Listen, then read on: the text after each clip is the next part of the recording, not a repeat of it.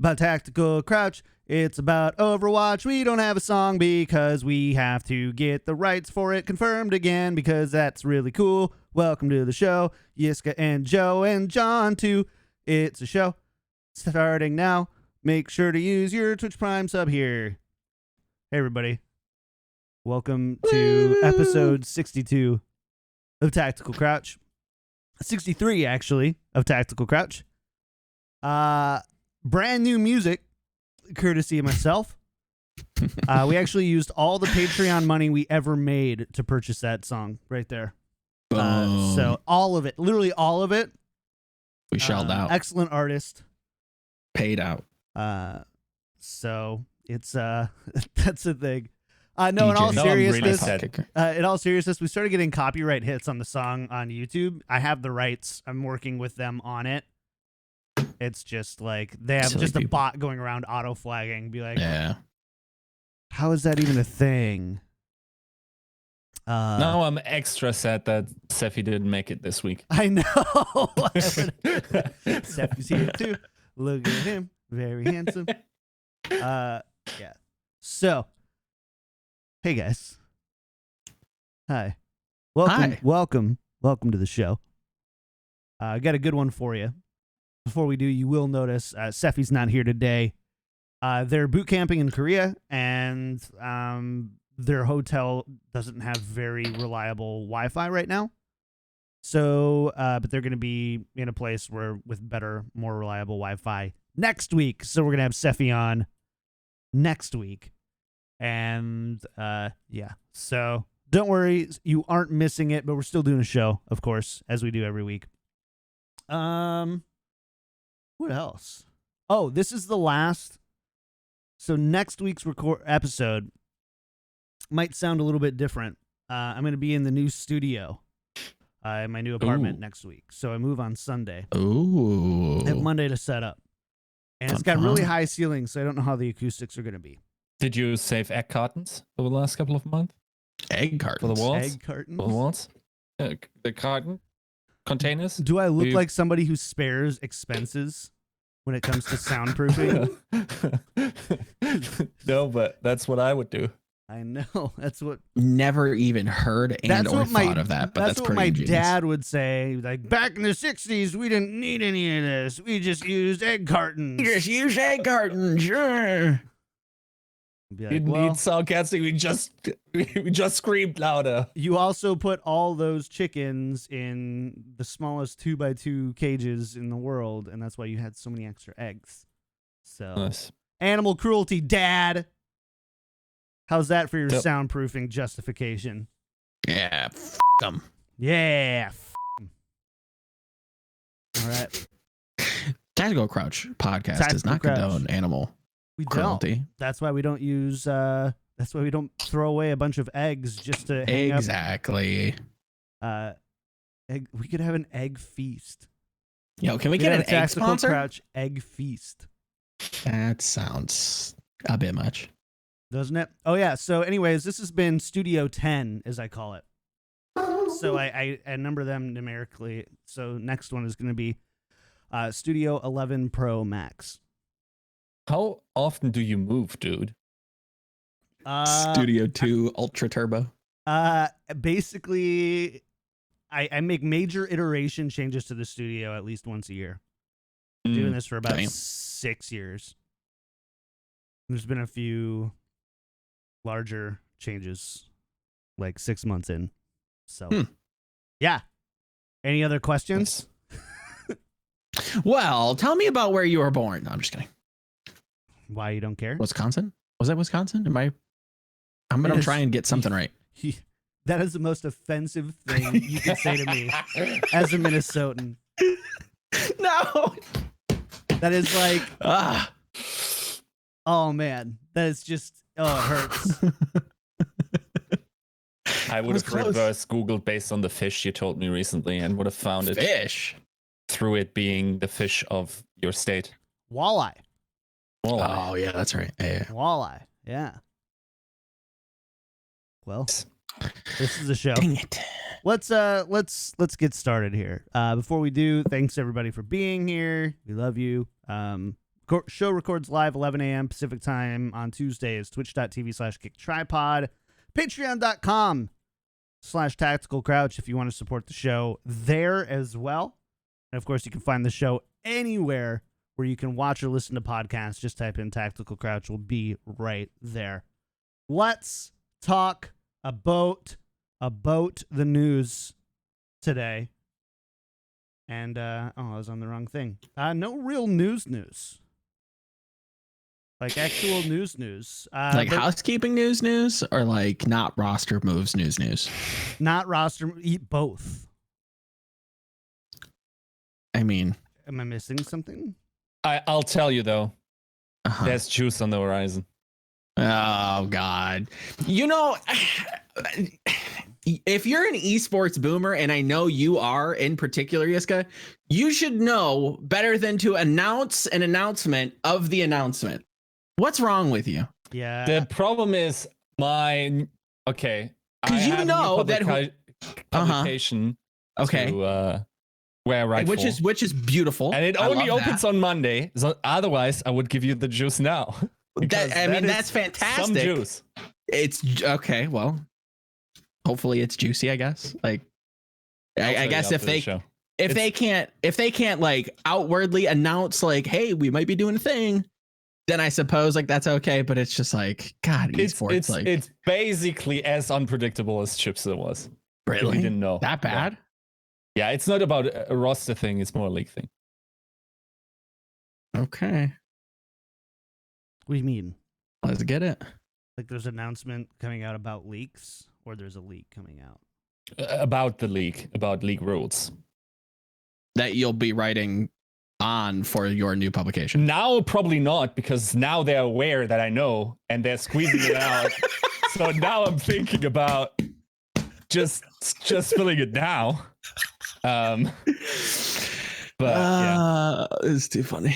All right. Well, I don't know. I guess we'll leave that up to you. I don't know if you want to squeeze. I'll tell you though, like that would be the biggest episode of that we made if I was to say it now. All right. Well, the man knows some things. You know, this just makes me hate you, right? It's the worst. Like you know, you don't. Like I get. If there's things that you know that you can't say on the show.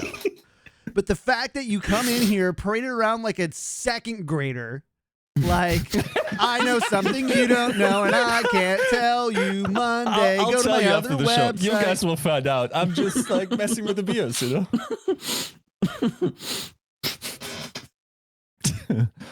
This is why. Okay. We got it done. I really screwed myself by saying this, by the way. Yeah, you did. Can we start again?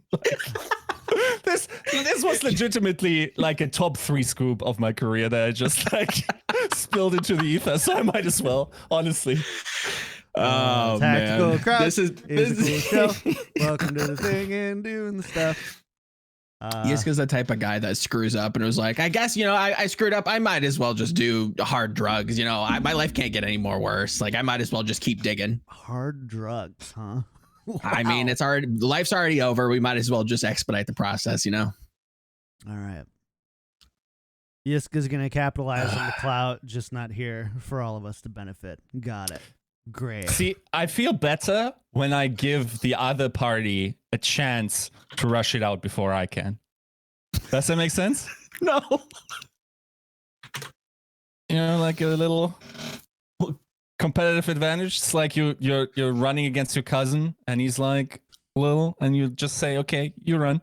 And you give him 5 seconds, and then you run up to him and just like check him out of the way and win the race anyway. That's pretty much what I tried to do, but I think I might have given them a little bit too much time. Maybe. It's Tuesday. I can only release on Monday. Next week. All right. Well, maybe I'll confirm this, and that's also a very good reason to not say anything because I don't know for sure. But definitely don't say anything if you don't know for sure. If I hear that information is coming out, maybe we'll have to do an extra crouch then, just before they're ready. Hey, if you're, or I'll do a video for the KickedTripod channel if you want to do that. There we go. I'm happy now. It's all I ever wanted. No, just kidding. All right, let's talk about the big news that has just shocked the world, the Overwatch League world. The Philadelphia Fusion signed a new DPS player. This is, I think, someone who is on just about everybody's radar as being a top tier free agent. Just definitely been around the block, competitive Overwatch quite a few times. Has played in many a tournament, competed against the best. When they made him a Smurf account and met him in High Diamond. The Philadelphia Fusion signed Chipsa to an actual Overwatch League player contract. That's what it sounds like, yeah. We can't tell, like, it's so new right now that there's some people, like, Philadelphia Fusion have had streamers before on their roster just as content creators, but they weren't on Overwatch League player contracts. But the team is actually communicating this as a signing, but the way they're communicating it is borderline memey, right? Like, it's purposefully vague. It sounds like, you've got, I think it was Tucker that came out and said, like, oh, he's not going to be a streamer, he's going professional. And that doesn't mean that he'll get playtime. It just means, like, he gets a contract. He might be around in Philadelphia when we do our home games, might kind of come on the road with us, could be the forward facing, like, it's kind of negatively connotated, but like the mouthpiece, does all the interviews, does all the content. That's our guy. Maybe comes in and plays against some of the lower tier teams, but it is really weird. I can't tell if, like, they are memeing. I can't tell if it's a joke. I can't tell if he actually is a streamer. They're just bold-faced lying. I have no idea. This is the strangest thing. Okay, here's like I said as much before the show, but I think what it is Fusion doesn't have an academy team anymore that's in the US. And therefore they couldn't put him on that team in order to get him a visa, for instance. If that was something that was like a goal for them. Something similar is of course happening with XQC. I mean, yeah. Right, that's like he hasn't played he's for never gonna, Legion. He streams, he's never gonna really play. He might play like in an emergency setting where they, God forbid something ever happens, we have XQC, on call, I guess. Now, the interesting thing is this guy, as far as I know, is on a full Overwatch League contract, not even the two-way, meaning he is cashing in at least 50K a year, right? Like the same things apply. I think it has something to do either with visas. And by the way, this is no knowledge. I haven't seen any of the contracts whatsoever. I merely found out that this was happening yesterday.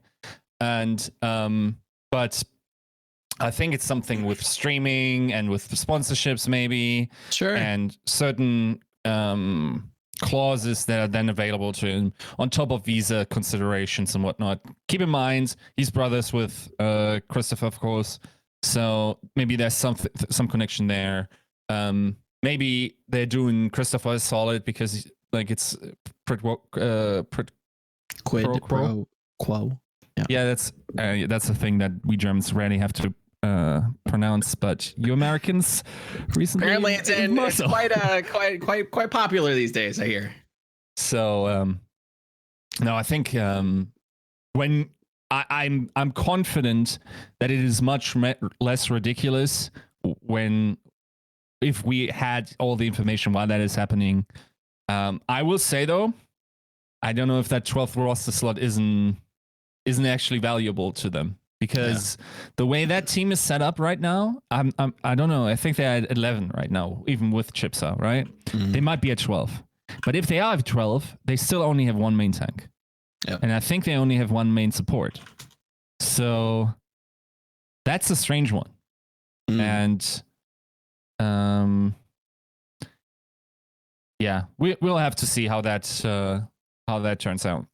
So Yeah, I would love to see them actually. Like, I don't see a world where Astro is going to slouch. I think he's talented enough to even, play like a solid flex if the meta does change, which again, like there's a possibility that we might enter a meta at some point, maybe not this season, maybe the next, maybe the one following, where, Zenyatta and some of these flex supports become the staples, where we're running 2 flex supports, and that's going to be what's demanded of you, much like a world where some of the tank heroes can be played and as like a flex tank almost, and those roles start to blur a little bit, and those delineations start to get mixed up.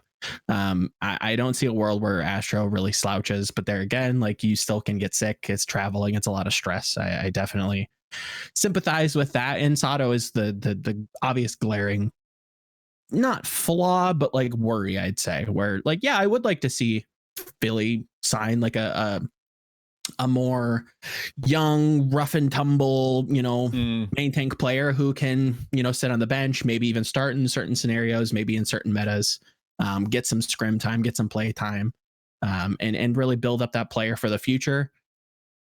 Yeah, I don't know. I hope that there's something more on the horizon. Like they're going to need some help possibly. Like Sato definitely hasn't been the most consistent. I'm still willing to give him a chance just from things that I've heard, but I don't know. I don't know if we're at the point, if Philly's at the point where they can just, like you said, just style on the competition and just like, oh, who needs a 12th roster slot? We can sign Chipsa and just let him do content. Like, yeah. If that's what you're, if you're okay with that and you don't feel like you need it, then hey, go for it. But just in terms of like competitive, like if I was going to build this to try to win, maybe don't do that. It's especially weird because they're way too security in that regard, and especially in the main tank position, seems pretty obvious. Like, okay, so you need someone that hasn't. Okay, now it's not directly what you want, like a new and up and coming player. Sure, but they have Chunksic, right, on their academy team.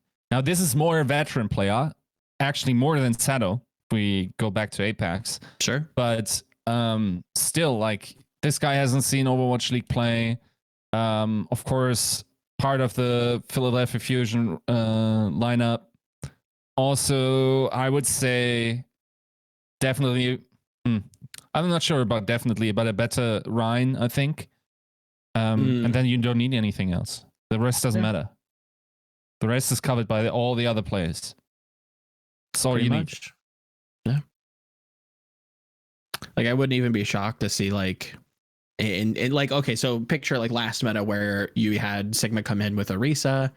Like, there's a world maybe where Fury has a better Sigma than Sato and plays over him, or maybe even plays Orisa to kind of substitute what could have been a weaker, tank player in that regard. And that's where I have to go back to like the lines of some of these, more historic roles in Overwatch at some point will blur and possibly already have. And there's going to be more demanded of players, especially in the tank and support role in the future. You're going to have to play more than just like what we've considered main support and flex support at some point.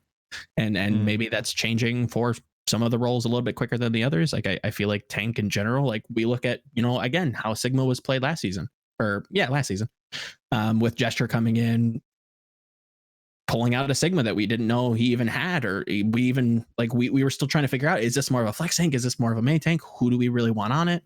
And we saw, a mix of teams trying to, where they were trying to place that hero and on what role. So yeah, I mean, if that's the case with Philly, like I can maybe see that really also utilizing Poco. So that's not necessarily just like we're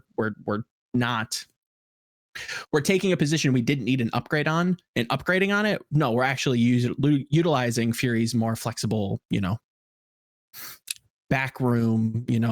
He's showing heroes and scrims that he's more proficient on than what he's shown in the past, like on stage. Maybe he's more flexible in that sense. There's a couple possibilities here, but it is a little weird to just sign Chips out of the blue. Yeah, I have my guesses. but it's too new. It's too new. I need to walk through them before I consider divulging that. I'm sure we'll have time to talk about it in the future, though, for sure. All right. Well, nothing else really for non-roster. I mean, technically that's a roster move. Yeah. But nothing else really. Not really. I mean, I'm slowly becoming a little bit more interested in like the Shanghai Invitational that should be coming up in like January. Like, okay, yeah, I'm starting to come around to Yiska's point of view. Like, I haven't seen Overwatch in a hot minute. Like, it would be nice. Hopefully, teams are fully built by then and are actually gonna like try. We have the Shanghai Masters this week too. Is it this week? Mm-hmm. 4 days. Oh well, there you go. I thought it was in a month or two. So there we go. Sweet. I'm about it. Let's go. That's what you were talking about. Yeah. No. That's that's this week. So very cool. We'll have something to look forward to then. What's time anyway, Joe? Right? Apparently it's purely concept. Yeah, I guess it is. Yeah, in December, not January. All right. Well, can't read. Can't remember anything. You can't read. Beautiful. Today I learned. All right. Well, let's talk about some of the we didn't get any real rumors this past week. No new major rumor updates. Just a bunch of official confirmations. Teams kind of put buttons on their rosters a little bit. Mm-hmm. There was one DC Inside post, right, with some stuff that I see if I can pull it. That makes sense, but let me see if I can pull it up. It's like some rumors, for instance, for Fusion. I remember. Maybe chat can help out real quick. Boom. Something somebody did post was it was that Sideshow talked about on stream, the fact that the contract update that we got towards the beginning of the postseason was more incorrect than we kind of already thought. Oh yeah, they saved themselves with the adage of this is correct at the time of writing it, which it wasn't. Which we kind of heard through the grapevine that it wasn't in the first place, and then he's kind of doubling down on that and saying maybe it was even more incorrect than we had already kind of speculated on. Which it's never a good look. If and that was the weird thing with that as well.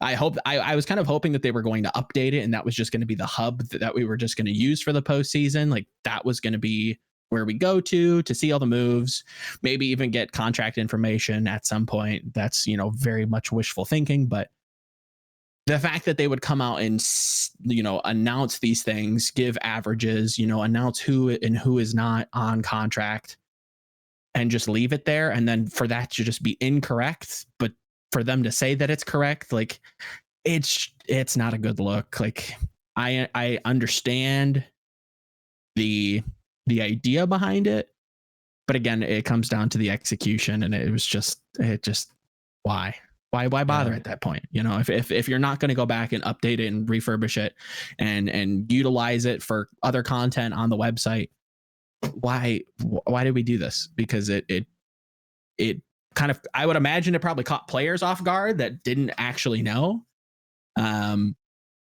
It doesn't make much sense. Yeah. So the DC, by the way, in terms of rumors, there was a post apparently again from Korea. No, was it? Rumors being posted here by blah blah blah. The rumors went Charge Alpha. It's not Charge Tizzy, Rain MCD. We had known this before, I think. Then Fusion Coma, Dragons Bumper, Outlaw Surek as coach, which is now confirmed. Yeah. Mayhem Stellar Nuss, Justice QOQ, Spitfire BQB, and Titans I'm 37. That's another one of those things that because there was another like random leak, rumor mill nonsense that had Jake going to Atlanta. And that's where I was like, okay, we need to calm down with this. Yeah. That's another, that like Titans signing IM37 is another one that I'm just like, excuse me? Why? Yeah, that doesn't make sense. That got to be a coaching position or a translator position. Like, so one thing, I think he's from Canada, right? And then, no, wait. He studied in Canada before he went pro in Overwatch fairly quickly. I can tell you that from all the people, this is no shade. I'm not attacking him personally, but this guy is not Overwatch League level, right? So he's definitely not there to fill any kind of holes that Ross has from a player's point of view. He is bilingual.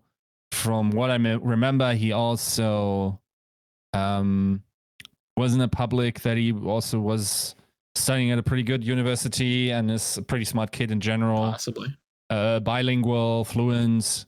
So that is always, and then understanding Overwatch, that's just like, you know, Harsha is not there anymore, and someone's got to fill these roles, right? So maybe, I mean, if in that role, if that's the case, and that's how they're signing him, and that's maybe what the speculation and the rumor mill is trying to say, then I can see that. But any chances of playing or being a player, being signed to a player contract, like that's such a stretch for me that I start to immediately question like the validity of the whole thing. It could be a translating role. It could be like what you're saying, more of a managerial thing, but that really raises an eyebrow for me. Even some of the other ones, I'm just like BQB to Spitfire, but like, why though? Like Spitfire in general has been like kind of questionable. Like we'll get to, you know, talking about their roster announcement, but I don't know. The thing is, the rest of it BQB, makes sense. Yeah. No, I don't know if it was BQB or QQ. Damn. But one of them isn't with a team anymore. So there's a free agent and can be kind of cheap. I think that just means they were picked up. So this makes it sort of believable. Like I don't know. These are the thing is for all of these rosters, like QQ and BQB kind of feel like filling for niche situations. Sure. Like I actually like Coma to Fusion. I don't hate that. Yeah, no, I don't hate that. That's a full Korean roster then. If you want to run it, yeah, if you want to. Even though I still think Astra is probably the better player. 100%. Now Stellar and Nuss to Mayhem. Nuss sounds like a Mayhem move. Yeah, I feel very much like Chris Nuss reunion. It like I'm half tempted to really, you know, all in with this whole like retirement home meme. Like this is where players go to die. It's as simple as that. Like you're a player, you're looking for a team, you could go to Mayhem, you won't win, but hey, you could go there, I guess. Like they make some good moves and then they immediately just go ahead and sign like just. You ready for this show? What? Don't tell me. It's not Mayhem. That's the retirement home. What's that? It's Seoul. Seoul's the retirement home. Seoul is the retirement home, dude. Seoul is China. Seoul's got that money.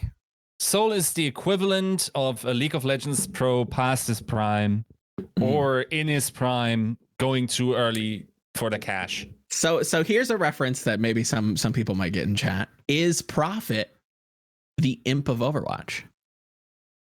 Oof. Maybe. Yeah. You think? And thinking how that story continued breaks my heart. You actually heard it shatter just now. If I had any glass around me, I would drop that now. I would be genuinely disappointed if that does come true, and you do genuinely think that Seoul could be like the retirement home. Like I don't see it as much. Like I definitely get like the whole like money aspect. Like they're just buying people left and right. They're really not like building a team as much as they're like really just shelling out big bucks for big star players. I don't know. I don't know if it's the retirement home though. I would agree that it's maybe more of like Chinese League of Legends, like back in 2013, 2014, but we'll see. We'll see. I don't know. It all fell apart, dude. Like, we're going to talk about Shanghai in a second, right? With their announcements. But it felt like when this off season was undergo, I was like, wow, dude, Fusion is coming in for Vancouver probably is still okay. San Francisco for sure. What are they doing? By the way, dropping off. Yeah, not much. I don't know if they need to do much. No, I don't. Go on. Then like Shanghai and Seoul made like moves initially, whereas thought like, oh damn, we're going to have 5 bomb teams.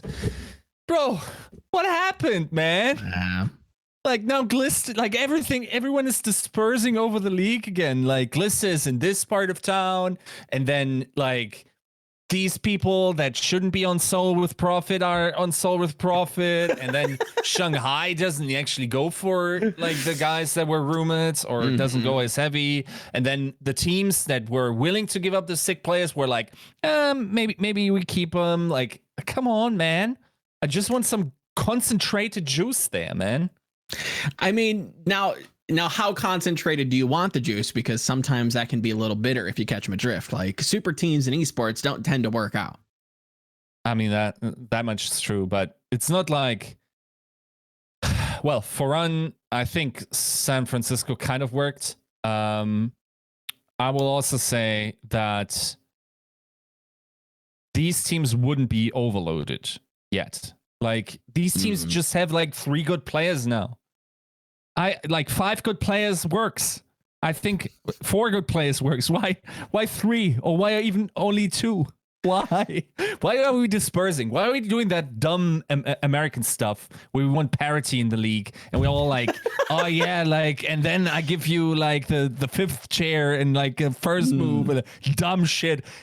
Like, do it like Germany, where we just have like Bayern every year. They just win the league, dominate, suck out all the money out of Germany, but then have a chance in the Champions League. That's how it's supposed to be. Just like bad teams should just be very bad and very poor constantly. All right. Well, what a way to throw it to John. John, do you have anything to say? Not touching that. I'm not touching that. Because you're a fan of a sport that is basically professional hot dog eating in a sense.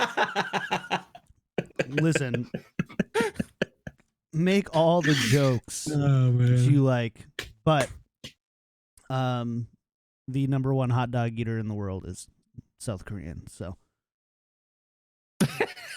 see, like you practice all year and then some Korean kid just does it better. How does it feel? Need faster internet speeds. All right. Yeah, I'm not touching that. But we are going to touch on the Shanghai Dragons. I'm like, I had to run that through my head to make sure there wasn't some sort of hidden innuendo. My brain has determined there was not. So Shanghai Dragons have officially confirmed Lee Jigong, Lip, Void, and Stand on the squad. So that's all confirmed now, and I believe they're at 11. 11 players. So they're at 11. A lot of D names on the DPS for sure. A lot of divas too, as in the hero. I was gonna say, maybe. But I mean, this roster is taking shape. I mean, I don't know. I can't tell why I'm so optimistic about Shanghai. I like Shanghai. I really do. I think that it is 12 season on season. It is 12. I counted 4. Is it? Yeah, 5, 4, 3. Season on season, like they consistently seem to add to the roster in positive ways. Gigery and Envy definitely haven't been the best. Void comes in, definitely seems like he plugs that hole pretty well. Supports have solid, good baseline. They get they remove Young Jin, they add Fleta to kind of support, they add Lip as more of a, kind of a almost like pseudo academy player. I don't see him really starting, but could possibly at some point, like if DM doesn't really, feel it. I like this team. I think we still have to figure out what they're doing at main tank. I don't know that they know. And that's kind of where I'm really holding out. Like, so far so good, Moon. You're on my list to kind of keep an eye on after, contenders and what happened with Valiant and just, all this nonsense.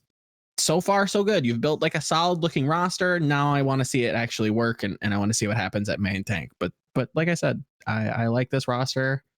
It feels like, again, I want to fight the urge to start calling people playoff contenders when we don't even know like what the rest of the league looks like. But just off the top of my head, yeah, this team looks like at least play-ins, right? Like this team looks solid. Yeah, I mean, I think there's a lot of conversation too about if Envy stays on this roster. I believe he's tweeted out that he's looking for a team. There's an option there for him to leave, and if it does, that does open up and give some credibility to the bumper rumors. Yeah, it's possible. It's possible. Yeah. Joe and Yiska are so nice to me. If we were in our own Discord, he would just say, "Shut up, boomer," and then no, I agree. Like, I think having Void just voids any reason why Envy should be there. Yeah. Pretty much. I mean, if you want to keep Gaggery, fine. I understand. Yeah. And then definitely a main tank should be coming in. Yeah, I mean, it's gonna have to. Yeah. So, like, has Bedosin been announced anywhere? By the way, no, right? Not to my knowledge. So, yeah, I don't know. Like, there still seem to be a couple of free agents just like roaming the ether. I don't know what the contract situation is there. I'm pretty sure the fact that Envy is now still with Shanghai Dragons, but Shanghai at the same time signed other players in a time frame where they wouldn't have otherwise been allowed unless they tied up their contracts. I'm pretty sure maybe I'm missing something, but I'm decently sure he must have a running contract. And now maybe they just told him, okay, dude, like, you're just not going to start. That's just not going to happen. Sure. And you can go look for other teams, and we will trade you, and we'll probably like don't hold you or buy out too high. But yeah, and I think it should also be in the interest of the org to free up a slot. I mean, there are many ways they could, theoretically, right? With Dia, theoretically, with Gaggery. Sure. Envy is another name, right? Like these three are basically the things where they could just say, okay, please go to contenders fully, something. But other than that, I strongly think they will need another main tank, even though I still think. Well, they're just going to need a main tank. Well, I mean, yeah, they have Stand 1 now for sure. He's solid. He definitely has shown to be, average at best. Well, not at best, but like average at least, we'll say, in contenders. Not much else really to say there. But who else would you sign if you were going to sign somebody either behind or above him, right? Like, where else would you pull? Because the first rumor was that it was Fate, right? Pulling from Florida. Then we're hearing Bumper. Then, it sounds like they've been scrambling to find somebody for a little bit now. So if you had like, a budget, who would you go for if you were to sign somebody? Bumper? Yeah. The thing is, like, I don't know what the situation there is. I'm sure he commands a serious buyout, and that's a consideration there. But if there's a possibility, I think he would be, like, he is probably the best free, like the best available agent in terms of main tech in the world, right? Does anyone else come to mind? Just on their face, not really. Yeah, not especially not one that's actually shown to be winning and isn't just like a promise on paper. I will say, I can tell you, Bumper has a mean Sigma as well. If that ever comes to be relevant. Sure. I will say, whatever team he, if the rumors are to be true, whatever team he goes to or, doesn't go to, I question how that style is going to be. Like, I don't subscribe to the fact that he's a bad main tank, right? I definitely think he has some inherent like mechanical skill, is good, but isn't completely like unlocked if the team does not play with him in mind. Does that make sense? Like, he needs a style to be, he's very much like a Fissure type of character. Maybe not in the sense of personality wise, but he feels like a very dominant, big personality main tank player who kind of commands the style be placed around him. If that's not what the Shanghai Dragons have in mind, could we see that skill that we know him to have be called into question? That's my worry. If this is to be true and Bumper goes to Shanghai, what does their style look like? Can they play around him? Can they facilitate him? Do they try not to facilitate him and see how that works? I don't know. I don't see that working. I think if they kind of buy into him, kind of let him lead, they should be okay. But I don't know if it'll be the same magic like it was with Vancouver Runaway. Sure. I think people are way too low on Bumper. And I understand. Oh, yeah, for sure. Because the cosmetics of the situation, I don't think that is like, I think like I wouldn't take, top 5 tank, your Chong 6, your Tizzies, your Kaisers. Like I'm not taking those names until I trial Bumper first. Like, if he's on the table, I want to see what he's like with the team, right? How their personalities mesh, how let's do a couple scrim blocks. Let's see how it works and go from there. I would trial him first before any of these other names. Yeah, but that isn't as good of a copy pasta. It's true. Yeah. Let's talk about Philadelphia Fusion really quick. I mean, they didn't make a whole lot of changes here. They added Hisu as a DPS player, and of course Chipsa. Yeah, because why not? It's true. This puts the credibility of the Overwatch League contract into question. By the way, like that's probably a discussion for the other day. But is that a dangerous precedent if there's no intention to play him and no intention to actually have him be anything more than a whatever poster boy for the league? Sure. Not going into it though. Maybe I'll do my own thinking it over one day. Nice. Just like 10 minutes of me talking about Chipsa. Yeah. But yeah, so Hisu on the other hand though, still kind of questionable though. Not questionable in terms of like skill. Like, he's a solid player, solid pickup. Yeah. But like, what do you plan to do with him? Because he's a hit scan player.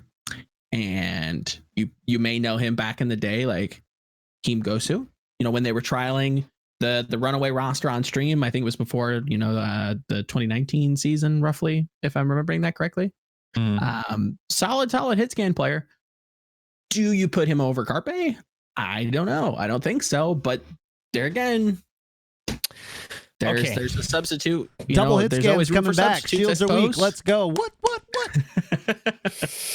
Like, are you going to say it? Are you stretching out for a hot take? My understanding basically is that KDG says like EQ and Carpe would never betray him, but he has insurance. Okay. So I'm pretty sure that, I mean, that reputation is out. We all know what's going on there. Sure. And to have backup and to basically who I use someone from time to time, meaning, and for those that haven't been around in Apex Season 2, an MVP level player was benched for attitude reasons after winning the league, the Apex Season 2. in Apex Season 3 simply because of attitude issues, is what we heard from the outside. So this is a measure that has been surprisingly happened often, surprisingly found out very few times. I don't know how it isn't obvious. Mm-hmm. We even talked about one of those instances on this show. Like, it's kind of interesting. I think it's at the core of it is that fan bases don't really accurately know just how good people are in comparison to each other when they are in the same system. You know, like if you slot in and slot out one player, the system still largely works, and people then cannot decide between the qualities as well, and therefore it never really surfaces as an issue. But this stuff happens all the time, and I think just having a backup DPS makes perfect sense. Yeah, and I mean he's a young player that Korean coaches and in esports in general seem very high on. Like, age in general seems to be super important. Like, listening to multiple League of Legends podcasts, like it comes up time and time again where Korean coaches, and I'm not saying KDG is subscribing to this theory or thought process, but it seems like they weigh age very, very highly, not necessarily aligned with skill. Like, that's not necessarily, like, they don't match up and are weighted the same, but they still take it into some serious consideration, which makes sense when you look at his age. He turns 18 in March, like Eric's saying in chat. It's not a bad pickup. Like, it's he's not going to be coming of age for a while. He won't be able to play, but he'll be able to practice. He'll be able to light a fire under certain people that could have attitude issues. Like you said, there's also the aspect of it too that Carpe is under contract for one more season, right? But at the end of that, if Carpe goes free agent, can you afford to sign him again? Now that he's had, especially if he does well in this year, and do you want somebody there signed up? You lock a young kid under contract, like you've got that next year set up, and it's not hurting your roster really in any way. This isn't a Chips signing where it's like this guy will never play ever, probably in the foreseeable future. You still have 2 slots. Sorry, 1 slot. 5. Yeah, 5, 3, 3. Yeah. So you still have 1 slot to make a signing if you need the full 12. But like I don't know. I see this as a strategic pickup much more than a this is like a system pickup. Yeah. The 100%. And to your point, like, this isn't the first time we've seen like Fusion as an entity, as an organization, do something like this. They've had Alarm on their academy roster for not multiple years, but a considerable amount of time now, basically just waiting in the wings to play in the Overwatch League. Like, they're very much thinking about the future of this organization, of this roster, and it shows. Like, if they really do plan on using Hisu, and this is an investment for next season, the season after, wherever Carpe decides to go, if he goes anywhere, like, this makes sense, and I think this is intelligent. I think there are very few teams that are planning as ahead. They're not planning for the future like Fusion is, right? Like, there's very few teams that plan like them.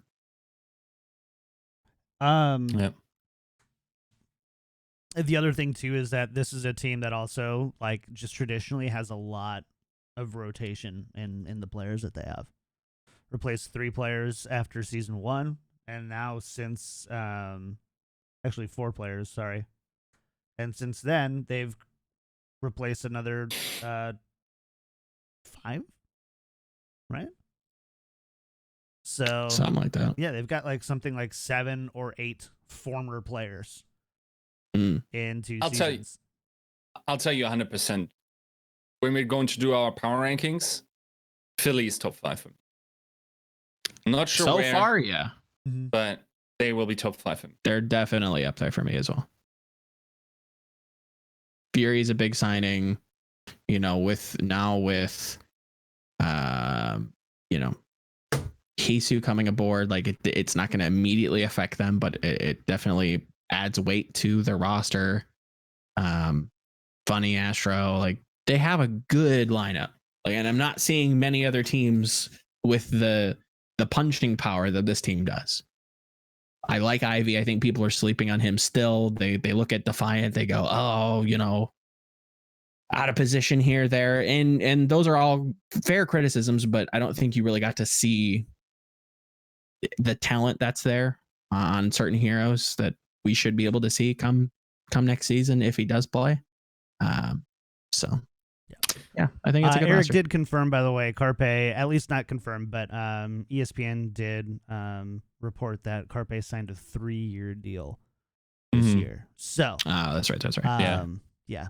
So there goes that thought process. But I mean, even still, you probably you probably want. We've seen Carpe get frustrated in the past. You never know what something like a traveling schedule is going to do. Oh, definitely. It's insurance either way, whether it's longevity of roster insurance or just let's make sure that our star players are staying grounded.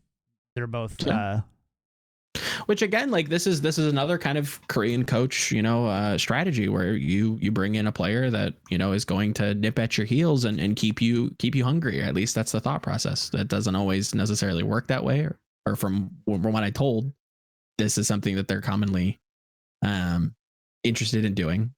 We'll have to see how it works with Carpe. If it doesn't, well, then you always got you've got Hisu waiting in the wings. You've got a litany of other very, very talented DPS players that can fill in depending on the meta. So Fusion looking very, very good, I would say. I also keep in mind, for several reasons, I think individual skill will mean much more than it did before.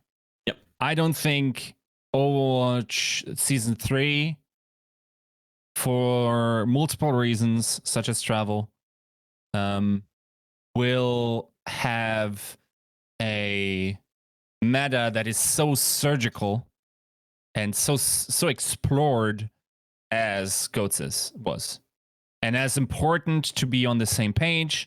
And I think a story like Valiance will be significantly harder with with the new turn around your roster and go from being 0-7 within like the first month to being a play-in contender. That's not going to happen. That's not going to happen. And I think with stories like Chengdu, with stories like The Charge, really kind of adapting their own style. Hell, even look at Shanghai in stage 3 of last season. We're seeing more, not experimentation, but leaning into your own colors. What are your players good at? Do you have a star player in a certain hero? Can you facilitate that? Can you create a strategy around that hero to really abuse the fact that practice is not going to be good come next season? It's not going to be effective. I'm not saying no, we're not practicing. I'm not saying the league isn't practicing. I'm saying it's not going to be as effective and as, like what Yiska's saying, as surgical of a meta as Goats, as Orisa, Sigma. Yeah. Things will not be as tight. The timings will not be there. So it opens up space for your pocket picks. It opens up your space for more interesting, diverse strategies that maybe your team can abuse because you have certain heroes. You have certain players that can lean into those heroes. You have players that are more familiar with that style of play. I think that's probably going to be the case. And Philly has, again, a litany of different DPS players that have a pretty wide variety of heroes to kind of pull from. So again, I can't say it enough. Like, I was pretty down on them last season because I don't think they really made the moves that I wanted them to make, or to be fair, moves at all. This season looks much, much better. Yeah. Let's talk about NYXL, a team that I am less confident. Yeah, in. Can we, like, is apathy a word that like describes this team any more perfectly? Like, so Mandu and Bianca have been confirmed officially. Hotba was confirmed last week for off tank. Who Are You is still rumored at the DPS position, but we're still not totally sure what's happening with that.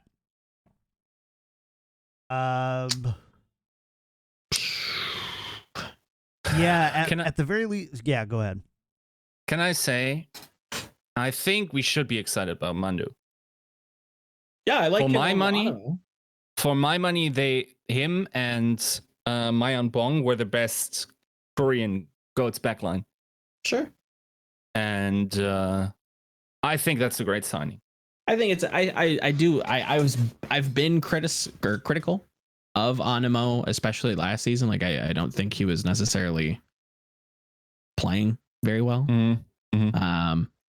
And putting him, in front of or maybe even behind Mandu, like I like it, but there's not a lot of meat and potatoes here to really enjoy. Like Bianca's fine. You have Hotba, like okay, like they're not like star players by any means at their role. They're kind of flexible. They're not gonna like feed, but like they're okay. They're fine.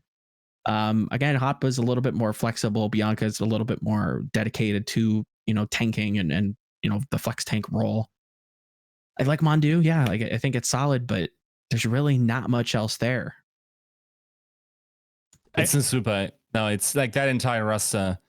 It went from like us underrating NYXL in season 2 to them, admittedly because of their region. Sure. Right. Having still a great regular season performance, and then arguably not that terrible in playoffs either. And now this roster, it feels like it lost a little bit of itself simply because of Pavane and Meko. But the pickups just aren't exciting to me. I'm sure they probably will be fighting for top 5 once again. Yeah, but I think a lot.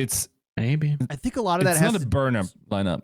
Yeah, I think a lot of it has to do with too is that we've talked about it before, and so far we haven't seen a whole lot of teams that have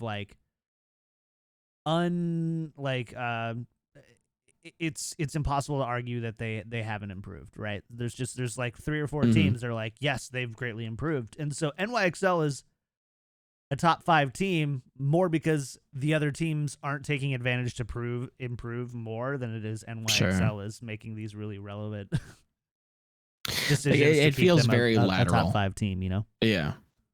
To your point, like it feels very lateral. They're not really improving the roster as much as they're just kind of filling holes. They're being very slow with their announcements. Again, my opinion on them could change in an hour when they announce like 5 new signings and they're all like super crazy, big all-star signings, a ton of money just being bought out from other teams.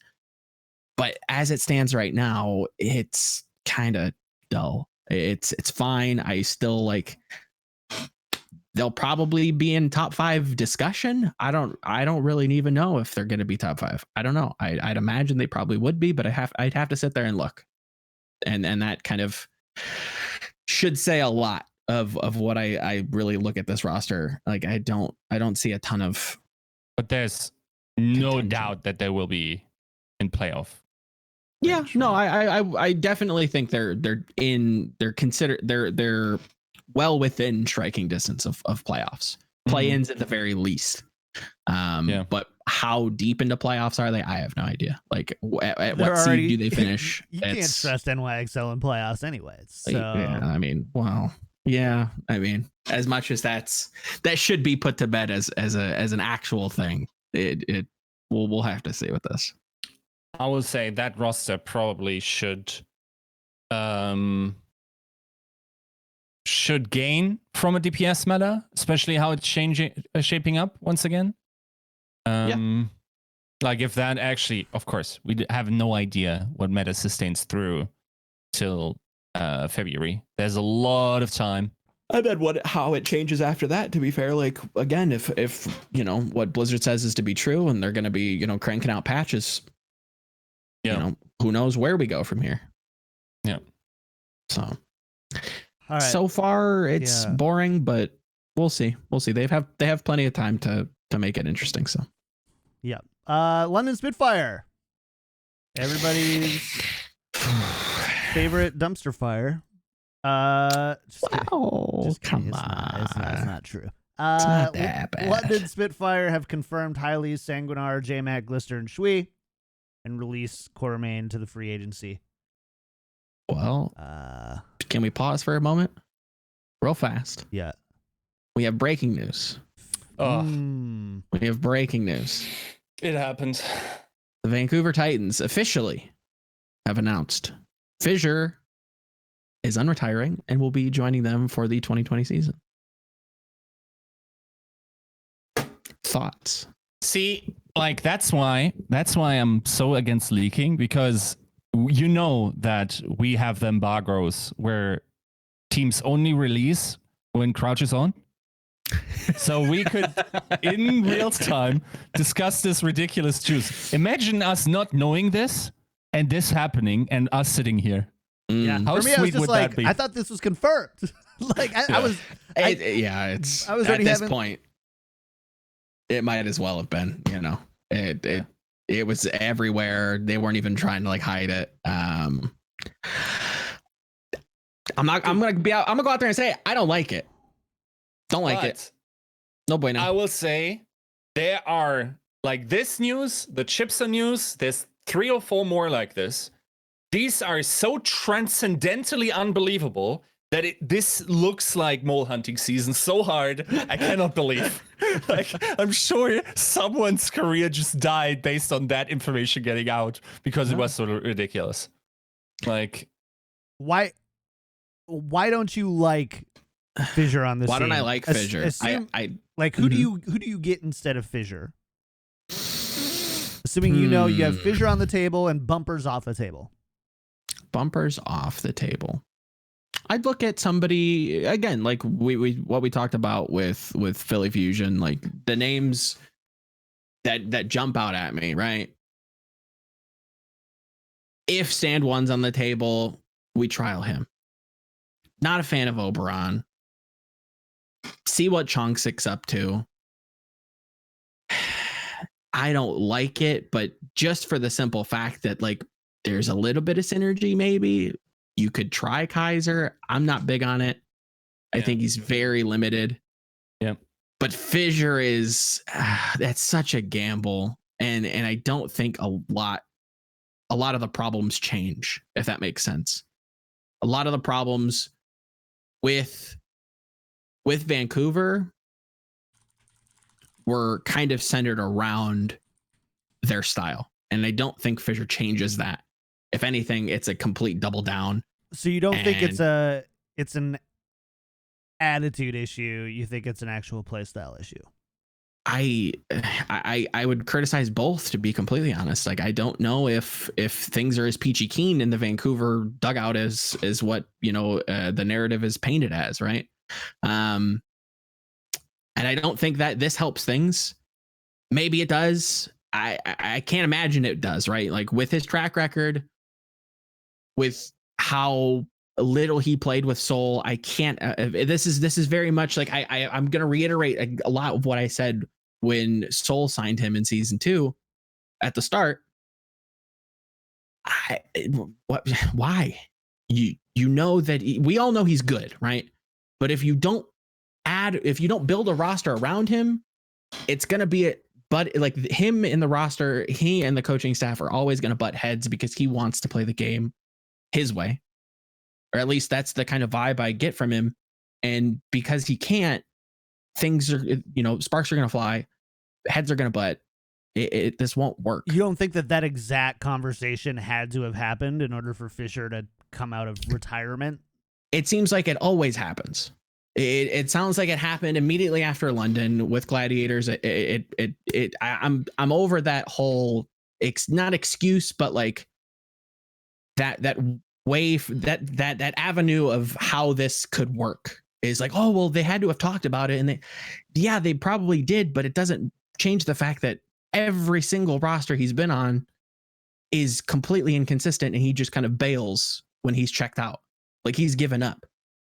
Gladiators probably do way better in playoffs in season 1 if he actually shows up and he doesn't completely light the locker room on fire. Like, what happened with London? Was it completely playtime centric, or was it more of an attitude thing that they had to let him go? Why wasn't he playing on Seoul? Why did he retire? Why is he coming out of retirement?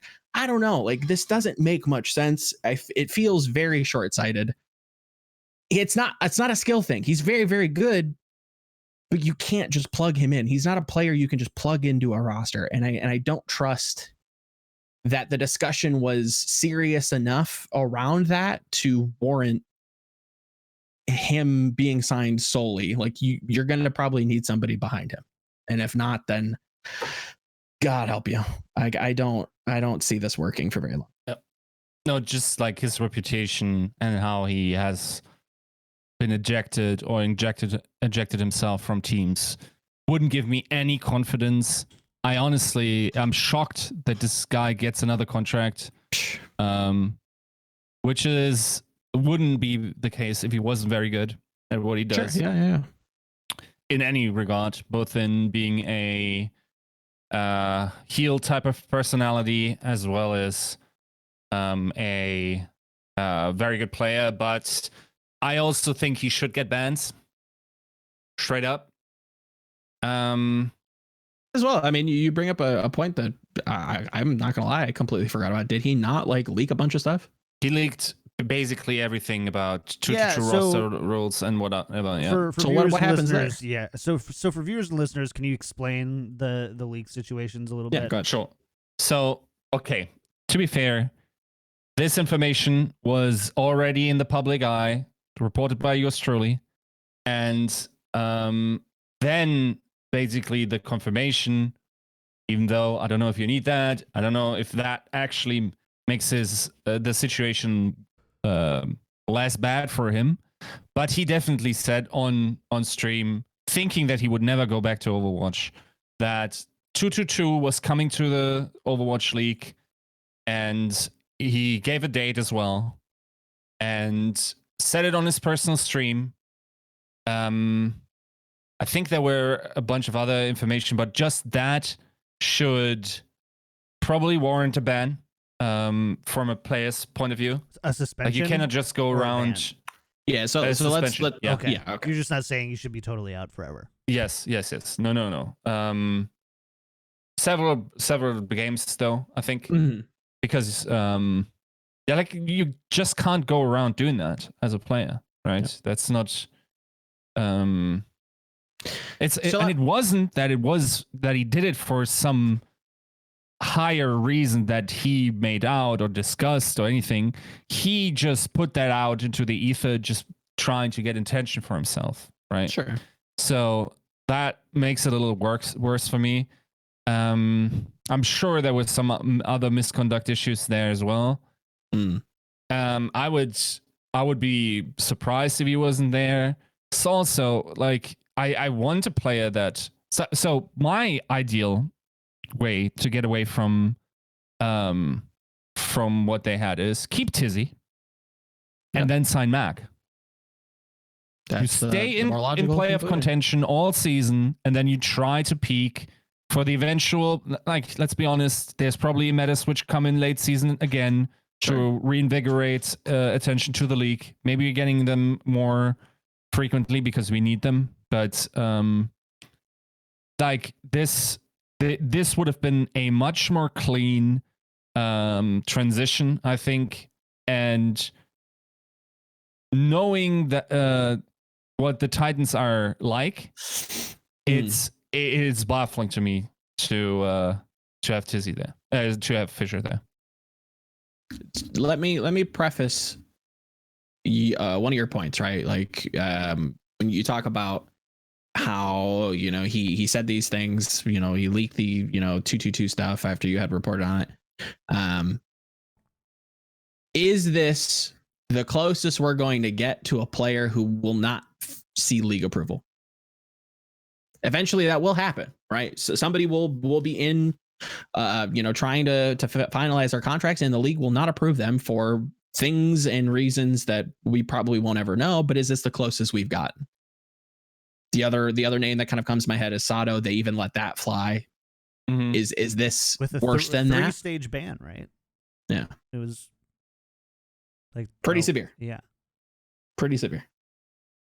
Is this any closer? Or is this whatever? You just slap him on the wrist and we move on. Yeah. No, I think 5 games probably. I think they just fine him. Yeah, they will. I don't think they ban. I don't think they ban. Yeah, I don't think it will happen. I think it should happen though. Yeah, definitely. I don't think you can, even though you've retired, and that seems to be completely malleable these days. What does that even mean? I don't know. Like you can't just go around saying that stuff and just like leaking all the things like that. You should face repercussions as a fine worth it. Okay, like. Well, I don't know. Well, there's also, I mean, I don't know. Like, I'm trying to think of like if this happened in Yiska's favorite world of traditional sports, would a person get banned for something that players and people in the league already knew, but the public did not? Yes, they would get in trouble. I can't think of any leagues where they would get bans or suspensions. I just can't. Not saying that maybe it's not justified and they should be more harsh. Sure. Is there a leaking culture among players in which there needs to be heavier fines levied and longer suspensions? Or yes. Okay. I mean, if you're caught just like spilling the beans and just not playing nice, and especially if you're doing it. Like I won't speak on, if you want to talk and you want to tell, certain people certain things, I guess that's your prerogative. But if you get caught and the league, your contract stipulates otherwise, you're playing with fire, and the league will pull some clauses that you might not have considered, right? Like, okay, I'm sure there are plenty of things that will you up. Fair enough. All right. I think, yeah, I don't know. Man, game time bans for leagues is just, I don't know. It feels a little weird to me, but I'm sure it's, suspensions. People are really sensitive about the term ban versus suspension, by the way. It's why I keep saying, yeah. I mean, and I understand it, but also the verbiage is a little bit more harsh. I don't know. Infer. Yeah, okay? I mean, there's Jeez. context clues here, guys. Come on. Yeah, but yeah, I just don't think. I don't know. Something about that doesn't quite sit right for me. Even though in this situation, like I totally get where Yiska's coming from. Next but one. All in all, not a great move. I think it's almost a downgrade. Yeah, I agree. We knew everything about Spitfire. So I mean, yeah, they weren't very hush about it. They weren't very subtle. What about this Boston Uprising one though? Adding Munchkin and Brucin. Again, like, love you, Mineral, but not exciting. No, not anything that's moving up the power rankings for me. I hope it works out well for them. Again, like I'll stress this again. I don't want teams to be bad, but Boston is I'm going to have to trust the system on this one, because not players I would immediately go to. Right. So I hope there was diligence put into these practice scrims and tryouts, and maybe they did well. I don't know. It's not anything good, I'd say. Well, the podcast sleeping on the uprising. I want to be proven wrong. I'd love to be proven wrong. Like Boston, if you get like 10th, that'd be fantastic. I think that's a victory this season, but I struggle to see that happening with the roster strength, and on top of the stressors, on top of a lot of other things. Like, I don't see Boston doing well. I mean, I hope I'm wrong. I really do hope I'm wrong, but I don't see it. I don't know. Jury's out for me yet on Boston. This is a team that I don't feel like I can correctly weigh on paper. I think Boston in general is a team that I just like. We're going to do our power rankings, and I'm going to put them at 15th again this year. Yeah. But I'll put a big old asterisk next to it and say that, after seeing them for the first 2-3 weeks, I will reevaluate. I'll know and reevaluate and probably have a better idea. I like Myeongbong. That's about it. Yeah. Other than that, everything else is just like mediocre to like, I even wonder why you even were approached. Like, I don't know. Okay. All right. I don't know. Fair enough. Any of these other moves from this last week, things that we talked about? So just to run down the list for listeners, so you don't feel like you're missing out. London Spitfire did confirm highly sanguinar J-Mac, Glister, and Shui, and released Quatermain to the free agency. Paris Eternal confirmed no Smite. Boston Uprising confirmed Munchkin and Brusen. Yep. Florida Mayhem confirmed Yaki and Gangnam Jin. Did I say that right? Did I finally get Gangnam Jin? Houston Outlaws add Hureg as a coach, and Atlanta Reign add Mentalist as an assistant coach. Any thoughts on your boy Hureg? I think I said this last week. Like I from what I hear, he sounds like a good guy to have around, just not playing. Simple as that.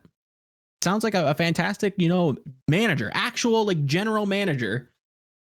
Maybe not necessarily managing the finances, maybe not necessarily managing, trips to certain parlors of which you may receive massages, but it's good guy, funny guy, good to have around. Like I think this is smart. Yeah. I don't like, yeah. Outside of like, sure, sounds like it would make sense. That's about I like it. Like, I don't know if there's other coaches out there that would be better or whatever. It's, it's always that conversation of, sure, this, like, there's, I don't know. I'm not going there. Never mind. Yeah. All right. Yeah. To give like at least a little bit of comments to some of the other signings. London, I think, is taking 2 steps back to hopefully move forward at some point. Paris continues to confuse me. Uprising, it's boring. Florida, I like the signings. I still don't think they'll be very good. I like Houston adding more coaching staff. Like adding more coaching staff is never going to be a bad thing to me, especially when it comes to people who sound like they know what they're doing. Reg sounds like a great guy to have around, and I believe I've heard some good things about Mentalists. So yeah, I coaches are always usually a positive for me. Mm-hmm. Very rarely do I think like you're going to run into a soul issue with too many, cooks in the kitchen. I think that can be also corrected with just like adding a system and putting like, okay, this is how we're doing things. You listen to me or you're out.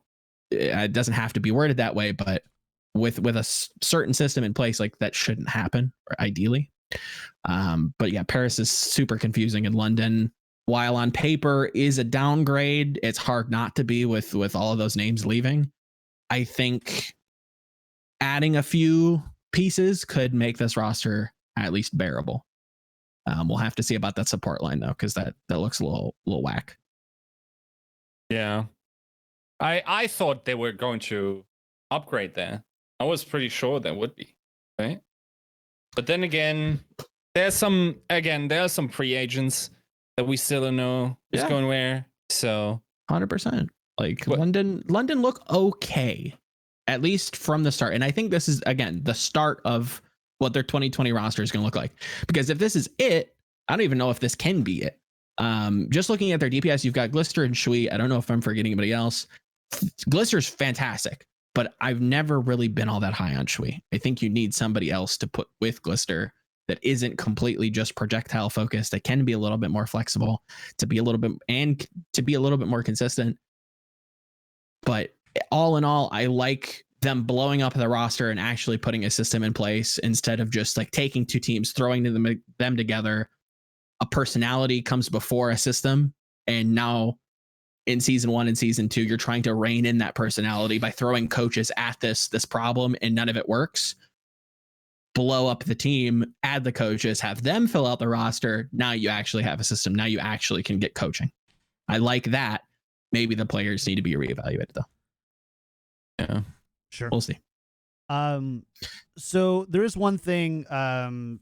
There's a little bit of drama around the Chipsa signing that's been going on.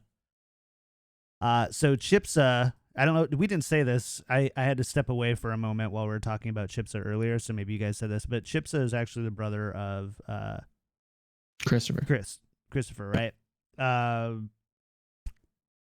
And some people, so Jane kind of called them out pretty aggressively on Twitter.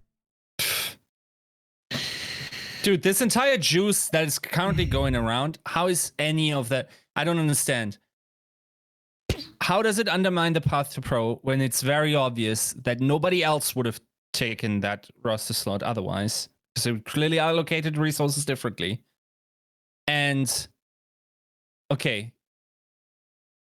How is a streamer that has never walked the path to pro extensively different from a coach that has never walked the path to pro extensively, both of them getting all? I don't understand what Jane's situation, how that is significantly different from Chipsa. And I'm sure he will say that he was more qualified than Chipsa as a, like, in comparison, coach and player, to which I would probably agree. But this is, come on, this is a meme signing. And the hilarity to me here is that all those replies, especially coming out of Fusion, I don't know, they just sound like they are taking the piss. Like, come on. Why is this taken so seriously? I don't understand. Yeah, I don't know. Like, I understand the gripe of people who are concerned about contenders and concerned about the scouting or the lack of scouting that goes on, but it doesn't. I don't think this is the hill you want to die on. Like, this doesn't feel like. I don't know if there is ever a hill that you can properly die on when it comes to just like somebody signing and then you coming in over the top and being like, it shouldn't have been this person, it should have been this guy because he's been working real hard. Like, I get the vibe, I get the gist of it, but it's just like, it feels petty, it feels unnecessary. Like, I'm tired of the whole nepotism, this, that, the other thing. Like, it probably exists, I get it, but it's just like, come on, man. Isn't one of the loudest principles this offseason the one that you came up with the mother duckling thing, where of course coaches bring in their players, and it's to a degree bias and to a degree cronyism. Yeah, of course that is happening. Just on its face. Like, explain to me why you signed Zachary. I'll wait. Was he on your list? Because it wasn't on mine. So you're right. I think reinforced put is it that really cronyism? well. Is that a problem? Is that like a bad thing? No, it's your coach. It's your decision. You can criticize it, but it's not just like inherently evil. But the criticism here specifically is less about like the overall skill stuff. It's more about brother being a coach. Like, I get it. It's nepotism, it's cronyism, but like, that's inherent. It's going to happen. This is just it's honestly not. I don't think this is a serious signing. So why are we taking it like a serious signing? Is that the issue? Is that the problem where because they're somehow like disgracing and disparaging the sanctity of a player's contract and not giving it to somebody who actually deserves it? Well, like, get somebody in contenders who has the personality. Like, I don't know why they did it. I don't care that they did it. I don't know. It doesn't bother me. It's not their job to justify it to us, right? No, like, that's again like what I'm seeing. Their justification is winning games, like that's or making content or having a So there's another signing for a second, but I want to spend another couple of minutes on this because. This is the type of stuff that like just really pisses me off about like social media culture in general. The fact that because something looks little bit different or weird, you just decide to like, I don't know, just make a big deal out of it. Use your platform that you've used. But no, I can't say that. I can't go there. I can't say that on the show. Yeah, I'll be killed. But the idea that you can all of a sudden manufacture this situation from nothing other than, oh, look, these two people are related. It's such a non-issue. Nepotism, whatever you want to call it, is just, and it's such a bad look for Jane here. Like, I'm sorry, like Jane has been full of bad looks for me in the past, anyways.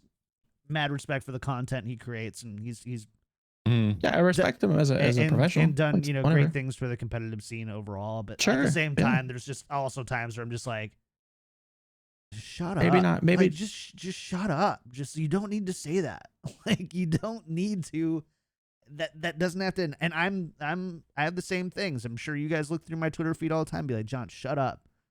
Don't say that.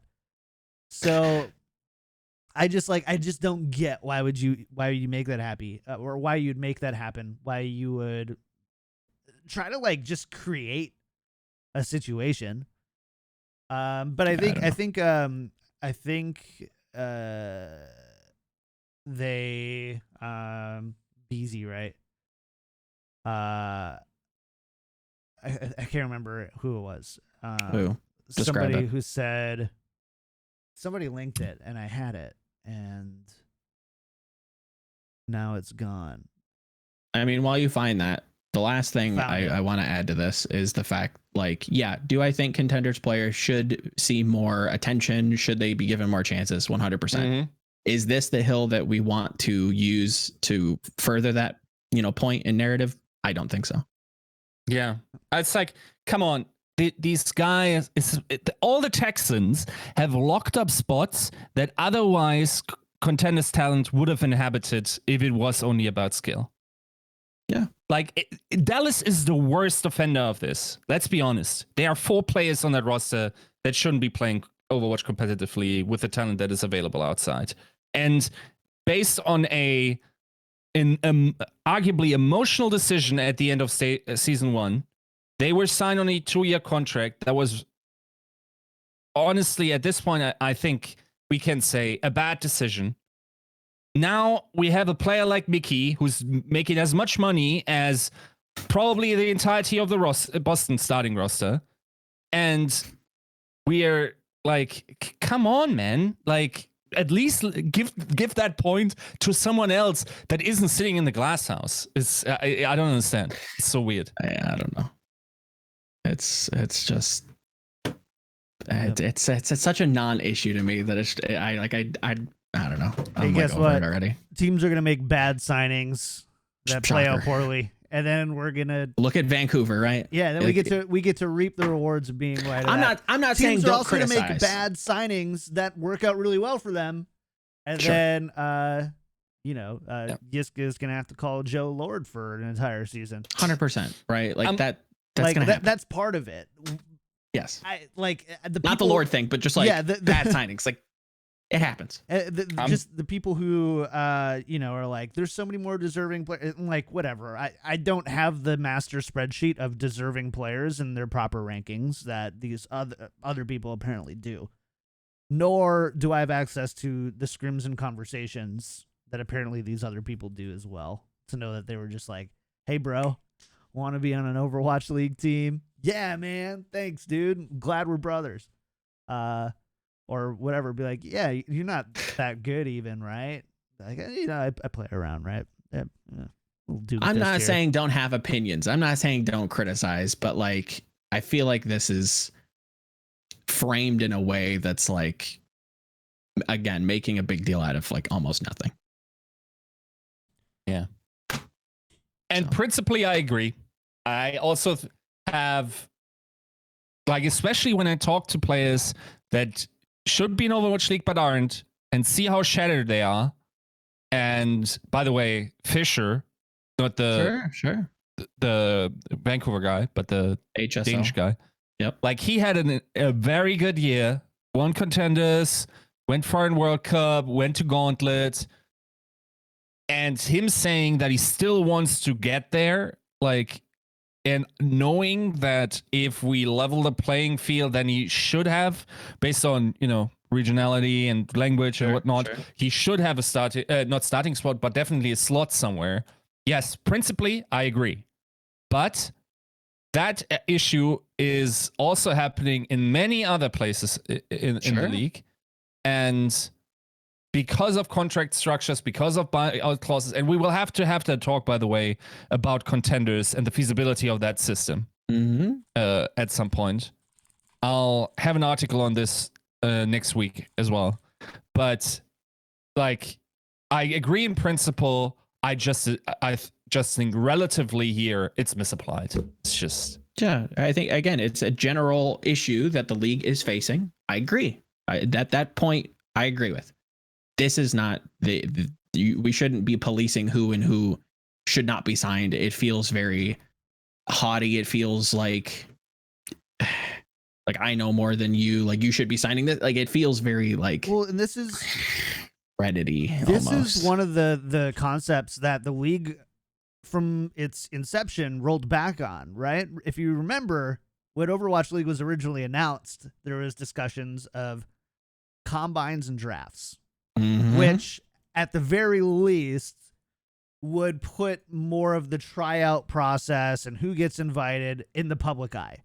Yes. So there's more accountability there. It would resolve some of those issues. I have no idea how you actually do a combine or whatever, but even like it's. I'm sure that's probably a big reason why. Why it's not part of it. But there's the aspect though of even like a draft. Like, do players get do you have a draft class? Do you have a drafting pool? And my understanding of it is that the teams fought back pretty hard against having a draft class and instead wanted to go through their own channels. Yeah, their own channels, do their own things. And, we can definitely conspiracy theorize about why they want that all the time. But we're not going to. We're going to just call it a show, I think. I hate that it hijacked the episode as it did. I also didn't think it would blow up like that. I had a healthy chuckle yesterday when I found out. Like, it was like, that's some transcendental juice. Like, that's very weird. I'm being like hallucinated. Yeah. And they're actually mole hunting, which I thought was the first I would be right there with you. It sounds like something that they're trying to bait people into leaking and being like, haha, that's not true. Man, but now that I don't know. I don't think it needs to blow up like that. But no, at least we have something to talk about in the scene, I guess. 100% something that should be talked about, but this is not the scapegoat that we should be using. We should just be talking about why aren't teams signing actual rookie talent that have proven themselves? Why are they just opting back into their same old tried and true? I've worked with this player before. I have my biases. I know what I can do with him. Let me sign this player that I've worked with that arguably is not probably the same talent that is out there at the top of the rookie class, right? I would love to get it get DPay or Mineral on here and just be like, hey, let's take a look at your worst player. Why did they get the spot over somebody who's better? And the conversations I've had around that have generally, at least, and again, I like to think that I'm in touch with like the good coaches. So sure, whatever. Like there's somebody, but for me, they've been able to actually justify it relatively well. Like, I don't doubt that there's some coach on some team somewhere who can't and just like, we ran out of time or like, blah, blah, blah. Mm-hmm. But, a lot of these guys are like, yeah, we did trials for 3 weeks. We did, what's the, who's the player who made it out of open trials? Dreamer for Valiant, the Korean main tank coming from PAC. It's like one of those things like, oh, they made it out of open trials. They had to go through a lot of crap to get there. And they pulled Invincible, Mark Wahlberg, and just, started. They made it. They took their shot from the bottom. Yeah. 100%. And then that's a story that should be celebrated 100%. But there are some players, there are some teams that are a little bit more lackadaisical in that sense. Should we call them out too? I don't think it's any of our places to. It's their decision. It's their $20 million. If they want to blow it, that's up to them. I don't know. They're getting paid to make those decisions. And if they don't make those decisions well, they're going to get replaced. Hopefully. We'll see. Again, maybe that's another criticism to draw up. I mean, we've seen a lot of coaching movement. I'm not saying it's Sure. all because of that, but I also would go. I'd go a step ahead and say, who's hiring the coaches? Maybe we should look at them. This is a point that Yiska has drawn up. Who's choosing the gatekeepers? Who's the gatekeeper's gatekeeper? Let's talk to them, because there are some systematic things that are not fixing themselves anytime soon. And again, it's not always just about winning. This, as American of me as this is to say, this is also a business. Like, you have to find a return at some point, and that can also be a strategy. So it isn't just about winning. It isn't about fielding the best roster you can. Sometimes it is about being a little bit more marketable. Sometimes it is about sacrificing a little bit of practice to throw out some content. That has to happen, or the lights go off. You don't get paid. So there has to be a balance. It can't. I wouldn't suggest one way or the other. But that's your decision as an owner, as a GM, as a CEO. That's your $20 million to spend. I'm not here to police it. I'll criticize it, but I'm not here to tell you should not or should. The league's job is to make Overwatch something that you want to watch. Basically. Like, it's how they do that. And maybe that's the reason why they signed Chipsa, right? It gets more eyes. It might bring some people in. Let's just start doing Pro-Am Overwatch League. Let's go. Get Tim the Tatman back, Lasses. Hey, I wouldn't put them all hate on an Overwatch League squad. Well, maybe not Overwatch League, right? Yep. Maybe it's separate. That's it. Separate. We're redesigning the Overwatch League from somebody cut this man's mic. We're going. That's what we're doing. Pro-Ams every week. We're bringing all your favorite streamers back. We're doubling $200 million in prize pools. What the hell? What kind of money is Tencent coming in? What is this? We're just taking everybody's buy-ins and putting it towards prize pools, and so Fortnite can go themselves, and then that's it. We have successfully resolved Overwatch League's problems. Tim the Tatman's now playing Overwatch again. We're all happy about that. Is he also streaming on Facebook as well? This guy's toast is now. I know. I saw. Dang. Surprising. Man. That's a whole nother episode that I'm like, I surely hope that this all works out, because that's very, very important for esports longevity. To have actual broadcasting rights and have, competitive or other platforms that are competitive, big deal for us. So hopefully that works out. Somehow I don't think it will, but we'll see. Fair enough. Let's get out of here. By the way, I can play this song now, because during the show, I got the email. Nice.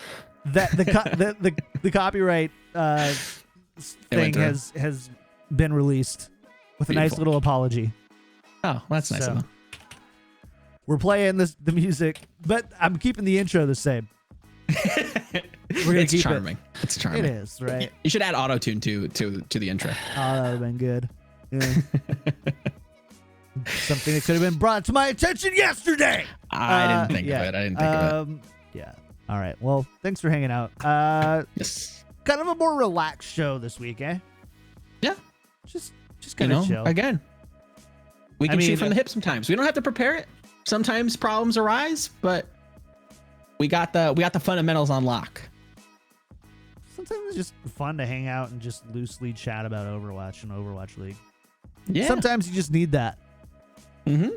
That's what we did. Well, maybe we'll have an extra bonus show for you this week. Maybe. We'll have to see. Maybe. We'll see. Maybe. No promises.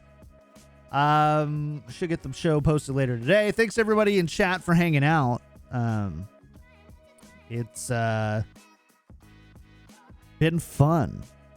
We want DPay. We want DPay too. I'm gonna send him a message. We want DPay too. Yeah. Love chatting with David.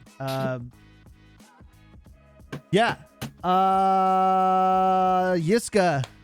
We got new patrons this week. What's up? Okay, new patrons.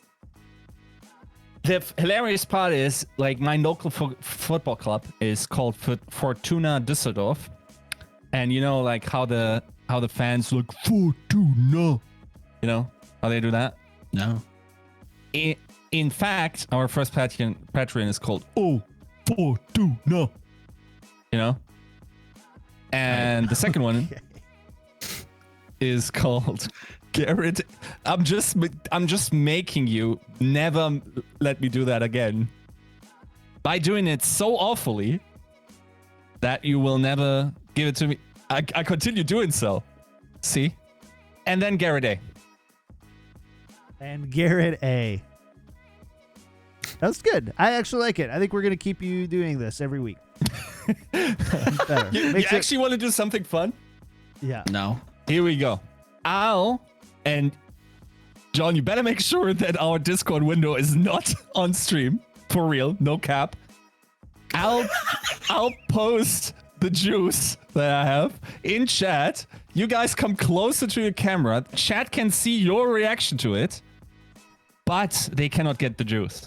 Okay? You ready? 3, 2, 1.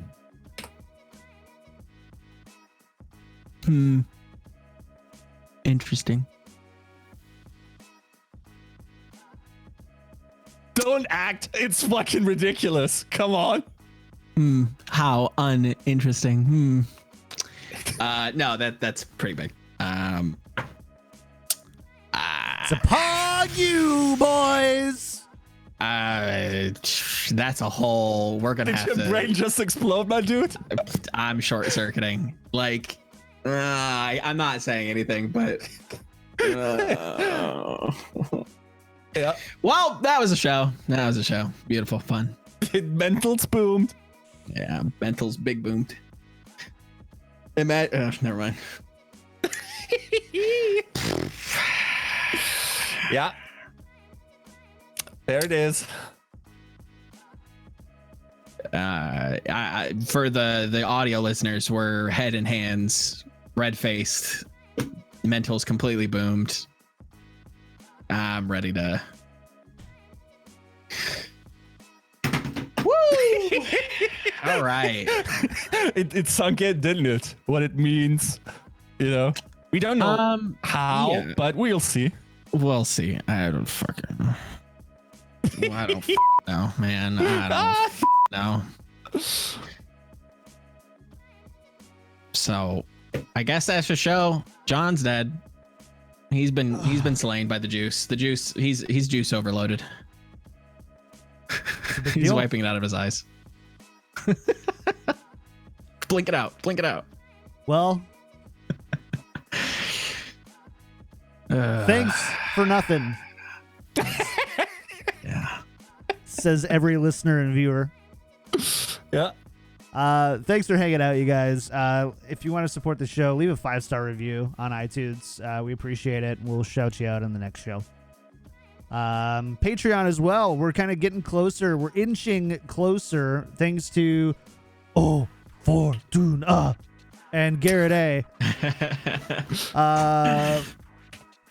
We're inching closer to that $250 a month goal, which would be an extra bonus episode each month.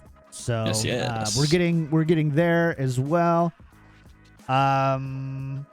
Follow myself at KickedTripod, Yiska at Yiska out, Volamel at Volamel. They've always got cool stuff coming out, and there's always great things going on. So make sure to just go check that out and pay attention to the things and the stuff. Regarding Patreon, by the way, we do have like a Crouchers only channel in our Discord where you get to chat directly with us.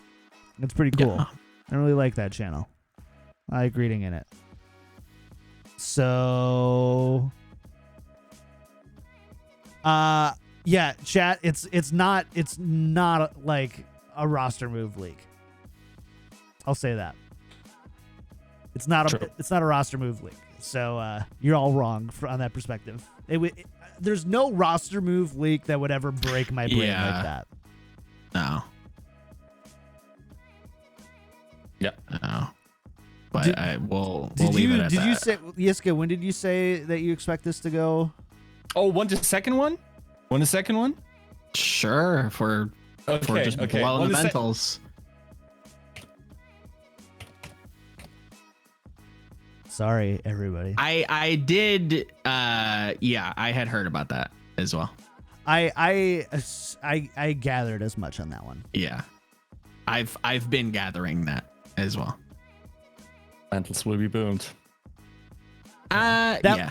I think that was a big one, but not in the same way for sure, right? Yeah. Not on the same magnitude at all. Yeah. But yeah, it's that's yeah. I won't comment. I know it's such a tease chat. I'm sorry. My mentals are boomed. I'm tripping over myself. So we will see. It's an interesting world we live in. Well, we will see what happens. We will see what happens on the next episode of Tactical Crouch. It's been fun, guys. See you next time. We'll be back for a post show probably.